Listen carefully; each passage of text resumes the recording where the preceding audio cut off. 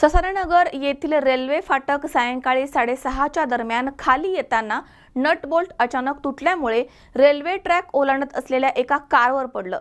त्यामुळे तब्बल 2 तास वाहतूक कोंडी झाली होती। दरम्यान यामध्ये गर्भवती महिला त्या कारमध्ये होती ती थोडक्यात बचावली आहे। ससारानगर येथील रेल्वे फाटक सायंकाळी 6:30च्या दरम्यान खाली येताना फाटकचे नट बोल्ट अचानक तुटल्यामुळे विद्युत बॅरियरमध्येच रेल्वे ट्रॅक ओलांडत असलेल्या एका कारवर पडलं। त्यानंतर तब्बल 2 तास या रस्त्यावरची वाहतूक कोंडी झाली होती। या ठिकाणी वाहनांच्या लांबच लांब रांगा लागल्या होत्या। ससारानगर रेल्वे फाटक येथून हांडेवाडी रोड आणि महमदवाडीकडे जाणाऱ्या वाहनांना काळेपडळ गणपती मंदिराच्या बाजूने मार्ग काढून देण्यात आलाय।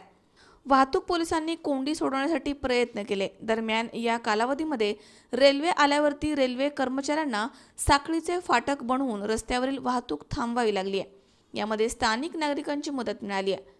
फाटक पडलेल्या कारमध्ये गर्भवती महिला होती। थोडक्यात ही महिला बचावली आहे। येथून पुढे या ठिकाणावरून जावं की नाही अशी भीती सर्वांच्याच मनामध्ये निर्माण झाली आहे, अशी प्रतिक्रिया अपघातामधनं बचावलेले भावे यांनी C24 तासशी बोलताना दिली आहे। मी 6:15 ते 6:30च्या दरम्यान इथनं पास होत होतो तेव्हा सडनली गाडी माझी मध्ये आली आणि वरनं डायरेक्ट गेट हे खाली पडलं। पूर्ण गाडीच्या बॅक साईडवर पडलेलं आहे। त्याच्यामध्ये गाडीला माझ्या टेंट आलेला आहे आणि त्या गाडीमध्ये मी आणि माझी वाईफ होतो। माझी वाईफ प्रेग्नंट असल्यामुळे ती घाबरल्यामुळे मला इथे थांबता आलं नाही। पण हे लोकांच्या जीवाशी खेळण्यासारखं आहे। याच्यामध्ये याचा दुष्परिणाम म्हणजे लोकांच्या अंगावर एखाद्याचा मृत्यू होऊ शकतो। त्यामुळे आता उद्यापासून इथं जाणं किती रिस्की आहे आमचं आम्हाला माहिती आहे। नवीन रेल्वे फाटक रुंदीकरण आणि फाटक बसवण्यासाठी 40 लाख रुपयांच्या कामामध्ये भ्रष्टाचार झालाय। मात्र काही महिन्यातच ते लगेच नादुरुस्त झालंय। आमदार टिळेकर यांनी 40 लाख रुपयांचे फलक लावून नागरिकांची दिशाभूल केली आहे। तसेच हे काम निकृष्ट दर्जाचं करण्यात आलंय असा आरोप हडपसर प्रभाग समिती अध्यक्ष योगेश ससाने यांनी C24 तासशी बोलताना केला।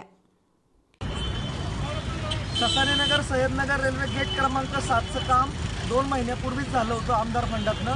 त्याच्यामध्ये त्यांनी बॅनरबाजी केली होती की 40 लाखाचा निधी या कामासाठी दिलेला आहे, परंतु प्रत्यक्षात माहितीच्या अधिकारामध्ये जर पाहिलं तर ते 19,98,000चं टेंडर होतं। पूर्वीची रुंदी 31+3 34 फूट होती आणि नंतर गेट रुंदीकरण केल्यानंतर सुद्धा ती रुंदी 32 फुटावरच राहिली। त्याचे पुरावे आम्ही कालच इथं सादर केलेले आहेत। म्हणजे आधीचे बॅनर लावले होते आमदार साहेबांनी आणि त्यांच्या हस्तकांनी की होय आम्ही ठेका घेतला आहे विकास कामांचा, परंतु तो ठेका चुकीचा होता हे सिद्ध झालं आहे। आणि नियतीनेच आज हे गेट वर्किंग होत असताना पडलं आणि ते सुदैवानं एका गाडीच्या बॉनेटवर गाडीच्या मागच्या भागावर पडलं। ज्या गाडीमध्ये एक नवरा बायको त्यांच्या घरी जात असताना विशेषतः त्या महिला प्रेग्नंट होत्या, तर त्यांचं नशीब बलवत्तर म्हणून त्या या अपघातातून वाचल्या। त्या 4 व्हीलरऐवजी जर एखाद्या 2 व्हीलरच्या अंगावर जर ते पडलं असतं तर नक्कीच तिथं जीवितहानी झाली असती।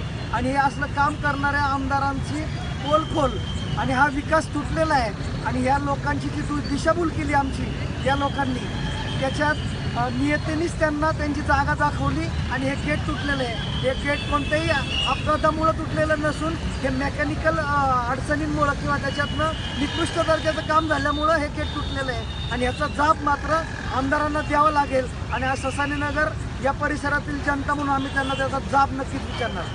तुकाराम गोडसे, C24 तास, हडपसर, पुणे।